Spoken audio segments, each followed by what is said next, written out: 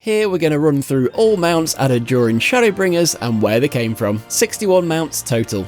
Looking forward to this as ShadowBringers brought a few of my favourite mounts in the game, and also it was a really big expansion for Disciples of Hand and Land mount-wise.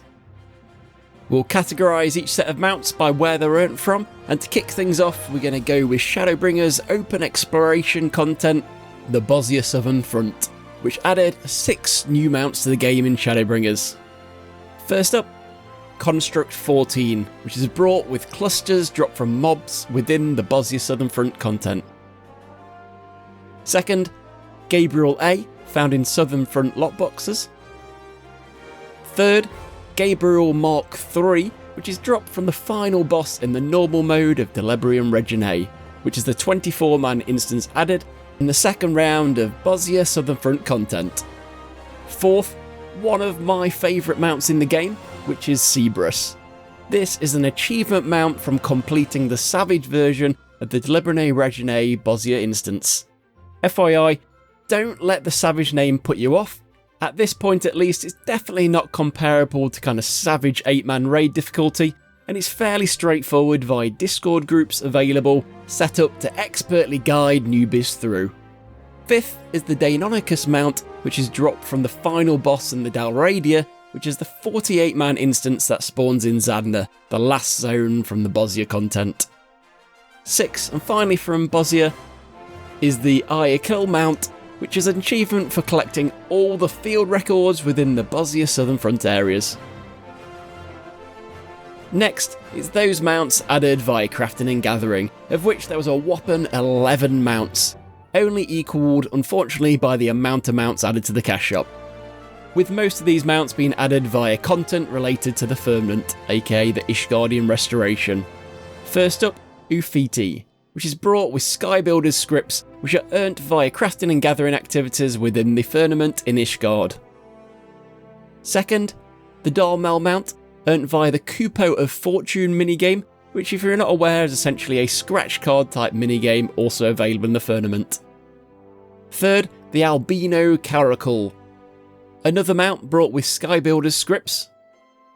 Fourth is the Mighty Flying Pteranodon mount, obtained from an achievement for adding 500,000 Skyward points towards your score for every crafting and gathering job in the Firmament. For anyone unaware or who hasn't been involved in the Firmament activity, I can't express enough how bonkers the amount of time one needs to invest to get this mount is, easily making it a mega super rare mount and one of the most impressive mounts to see people with in the game. I can't help but admire anybody I see astride this. Fifth is the Iltal mount. This is from ranking up Iltal's custom deliveries. He's situated in the Firmament if you're unaware. Do you really like this little mount? Super easy to get through 5 minutes of work per week. We've then got 3 more mounts from the Firmament, again each brought with Skybuilder's scripts, which are the Megalorotaurus mount, probably not quite how you pronounce it, the Big Shell mount, which, unless you're a Lawler's, probably not actually that big, the Antelope Doe mount, and the Antelope Stag mount. Lastly in this category we do have 2 mounts not related to the Firmament, and they are the Magic Bed, which is simply crafted by carpenters, and the Hybidus Shark mount, obtained from an achievement for earning 10,000 points on an ocean fishing run. I've got this one myself very recently, and actually I was surprised at how easy it is with 20 minutes of research beforehand into how to score points on an ocean fishing trip. Next category is real money cash shop mounts. We had 11 of these added during ShadowBringers, which we'll quickly run through.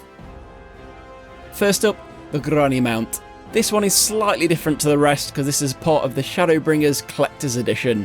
If you don't have this and want it, you can still go to the Mog Station and upgrade your standard edition of ShadowBringers to the Digital Collector's Edition. Next, we've got the Circus Amaria mount. Noting that now a cash shop mount, it was originally introduced to the game via the 2019 All Saints Wake event. We've then got the Sunspun Cumulus Cloud, Can't help but like these guys. The Spriggan Stone Carrier, the Kingly Peacock, the Rubelite version of Carbuncle, the Chocobo Carriage, reminiscent of that first ever cutscene in the game, the Snowman mount. This one was originally introduced via the 2020 Starlight Celebration event. The 8-person Lunar Whale mount, which was originally introduced to the game as a perk from the 2021 Fan Festival. The Cruise Chaser. And lastly for the cash shop, the Polar Bear mount, which was originally part of the 2021 Moonfire event. For the next section, we'll dive into the Extreme Trial mounts, and as traditional, 8 mounts were added in Shadowbringers in this category. This expansion being the Gwyber Dragon mounts. So first up, we have the Fey Gwyber from the Dancing Plague Extreme. Then the Innocent Gwyber from the Crown of the Immaculate Extreme. The Shadow Gwyber, which dropped from Hades Elegy, aka Hades Extreme. The Ruby Gwyber from Cinderdrift Extreme. The Gwyber of Light from the Seat of Sacrifice Extreme. The Emerald Gwyber, possibly my favourite looking of the Gwybers, from Castra Marinium Extreme. The Diamond Gwyber from the Cloud Deck Extreme.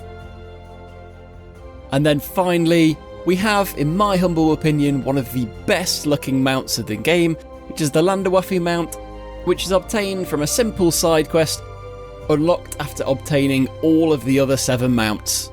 In addition to looking epic, this is also actually a 2-seater mount. And if you're looking for something to do between now and DawnTrail, strongly recommend going after this mount, as most of these level 80 extreme trials are pretty easy and straightforward in a group of level 90s unsynced.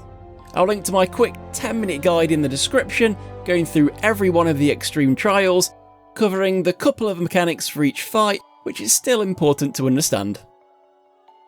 Next up, Beast Tribes, which as we're accustomed to, added 3 new mounts to the game in Shadowbringers. First, we had the Portly Porksea mount, obtained after getting the Fey Beast Tribe in Ilmeg up to rank 7 Swarm. Second, we had the Great Vessel of Ronka mount, a beast tribe with some pretty hilarious quests attached to it. Again, purchasable after getting the tribe to rank 7 Sworn.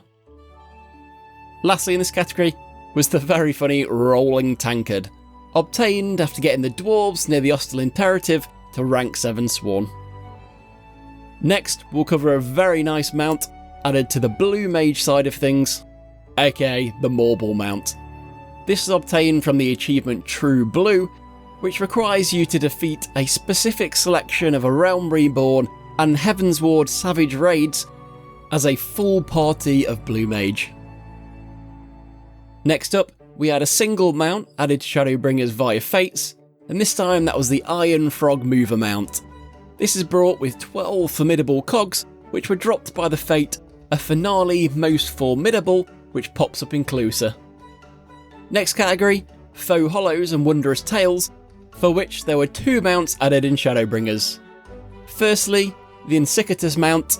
This one's actually purchasable via either 600 Faux Leaves from Unreal Trials, or a gold Wondrous Tales certificate for hitting the jackpot with Chloe.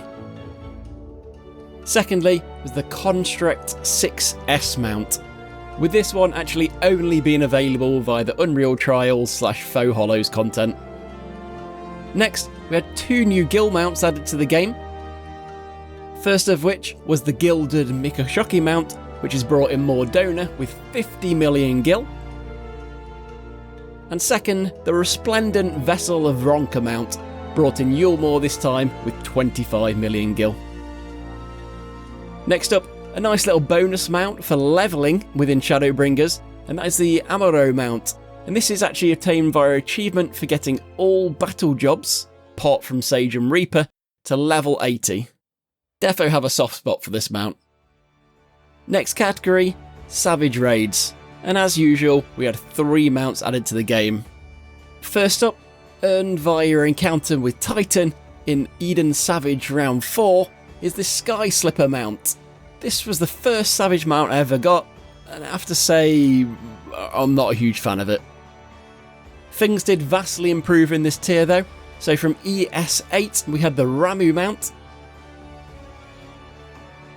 and then lastly the Eden mount, which dropped from ES12. Next up, with ShadowBringers bringing Gunbreaker to the game, we had 2 new tank achievement amounts. First of all, the War Tiger mount. This is from an achievement for completing 200 dungeons or EX trials, both of which need to be level 61 plus, Unreal Trials, level 50-80 roulette, or leveling roulette as a Gunbreaker. The second one was for the Battle Tiger mount, earned via the same type of content, but this time for 300.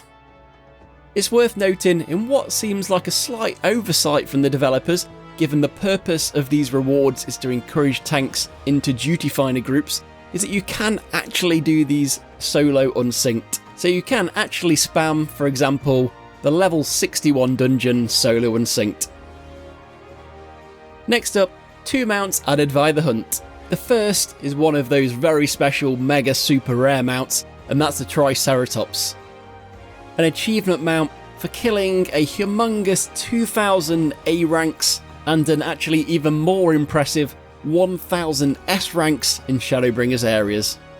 Second for the hunt, we have the Forgiven Reticence mount, which is brought with 3200 sacks of nuts, which are obtained from either Endwalker or ShadowBringers hunt marks.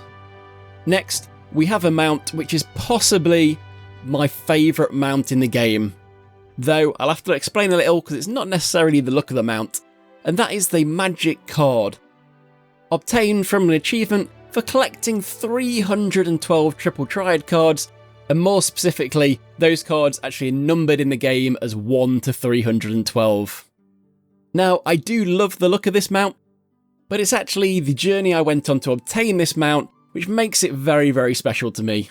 After an extended hiatus in the game of a couple of years, going after this mount took me through all sorts of aspects of the game, from Eureka to Blue Mage, and all sorts of other things which at the time I didn't really have the motivation to go back to, thus opening my eyes to a whole world of content. Honestly, if you've skipped a lot of content in the game or have joined fairly recently, honestly, going after all the Triple Triad cards will give you a fantastic tour of everything Final Fantasy XIV has to offer. Moving on, next we've got a PvP mount, which is actually, for once, still actually obtainable in the game, and that is Construct 7. And this is from an achievement for winning 100 times for one Grand Company in the Onsul Haker Frontline PvP map. And then, lastly, to round things off, unfortunately on a bit of a downer, we have a final 6 mounts, which unfortunately at this stage are not currently available in the game. The first 4 of these, as commonly a thing in the game, are from PvP. We have first the Epimetheus mount. This, like the following 3 mounts as well, were awarded for those who finished in the top 100 in various seasons of the Feast. This one in particular was from Season 14. Next, the Menetius mount, a reskin of the last for Season 15. Third, the Magitech Hyper Conveyor for Season 16. And last, the Prototype Rhoda, which was for Season 17. Our next unobtainable mount is then the Chocoporcacore mount, which was actually only available in Japan as part of a confectionery product collaboration with Butterfingers. And finally, finishing off the video, we have the Gibianian Couch, which was earned from the Yokai collaboration. I believe this has been held 3 times during Final Fantasy XIV's life, but this mount in particular was added the 3rd time the event took place in 2020. Finishing off for me personally, in no particular order, my top 3 mounts from ShadowBringers were the Magitech Card mount, Cerberus, and the Landerwaffe Dragon mount. Would love to hear your top 3 in the comments. And please, if you've enjoyed this video, don't underestimate how much that 1 second free click of the subscribe or like button helps me out. All done. Like and subscribe to complete the duty.